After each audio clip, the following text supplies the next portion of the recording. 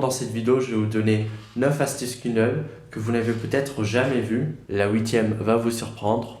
Donc reste bien jusqu'à la fin, je suis sûr que tu vas apprendre des trucs. La première fonctionnalité, c'est de pouvoir faire des screenshots. Pour une capture d'écran, c'est extrêmement simple. Il suffit de mettre un doigt dans cette extrémité et un doigt dans l'autre, comme ceci. Voilà. Et si vous vous demandez le livre que je suis en train de lire, c'est l'ebook que tu peux télécharger dans la description. Et du coup, on pourrait se demander, mais où est-ce qu'on retrouve du coup cette capture d'écran? Eh bien, c'est simple. Il faut connecter son PC au Kindle, donc je vous montre ça. Donc voilà, une fois qu'on est ici, on peut par exemple avoir tous les screenshots de la Kindle. Par exemple, je vais ouvrir la dernière que j'ai faite. Et voilà, on a la screenshot qui a été prise. La deuxième fonctionnalité, c'est de pouvoir afficher l'heure pendant qu'on lit. Donc pour avoir la montre, c'est très simple, il suffit d'aller ici. Et ensuite dans plus. Et là, vous pouvez afficher l'horloge. Et vous voyez qu'elle s'est affichée juste ici. Bon, si vous êtes comme moi, la vie privée, c'est important. Mais est-ce que vous saviez que sur votre Kindle, par défaut, on collecte tout ce que vous lisez, les mouvements que vous faites, ce que vous surlignez, etc. La bonne nouvelle, c'est qu'on peut désactiver ça. Je vous montre ça tout de suite. Rendez-vous dans les paramètres. Option de l'appareil. Option avancée. Et là, vous avez un bouton confidentialité que vous pouvez désactiver. A noter que ça n'affectera ni votre utilisation du Kindle et que vous pourrez l'utiliser comme d'habitude avec aucune fonctionnalité en moins. Celle-là, elle va en intéresser plus d'un. On peut connecter Obsidian au Kindle.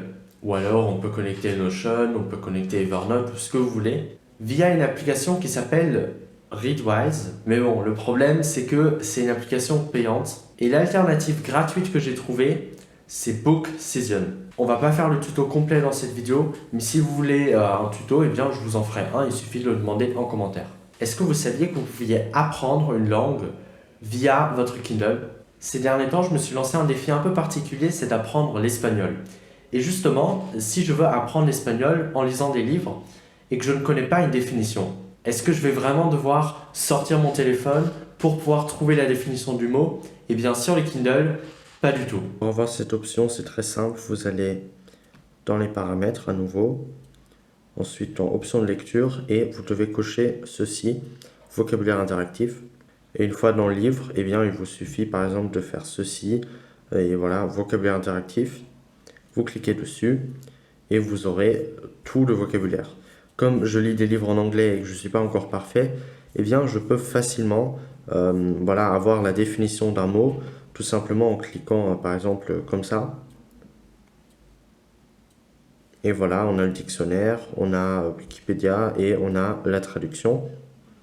Ça détecte automatiquement la langue, donc c'est très pratique. Et du coup, ce mot-là, eh bien, il va se retrouver dans mon vocabulaire interactif.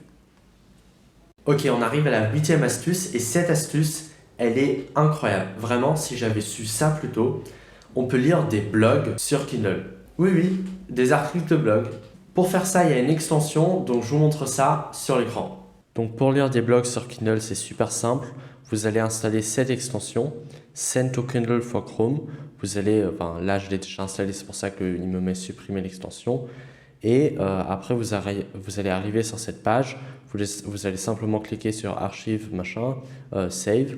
Et ensuite, si vous arrivez sur un article de blog, par exemple celui-là, qui est sur mon blog, eh bien, il vous suffit de cliquer sur l'extension Send to Kindle et de faire comme ceci.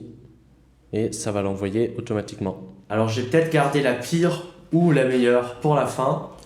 On peut se connecter à Internet et naviguer sur Google ou autre avec la Kindle. Pourquoi je ne vous montre pas comment on fait? Tout simplement parce que je trouve ça complètement inutile.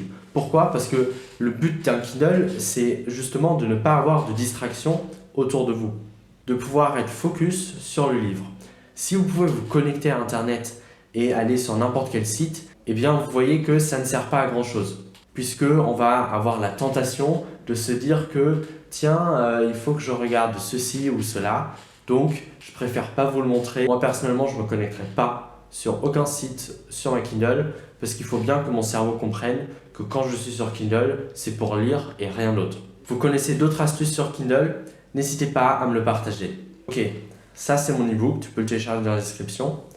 Et comment on fait si on veut lire cet e-book sur le Kindle? Eh bien, figurez-vous que c'est possible. Je vais vous montrer comment on fait dans cette vidéo.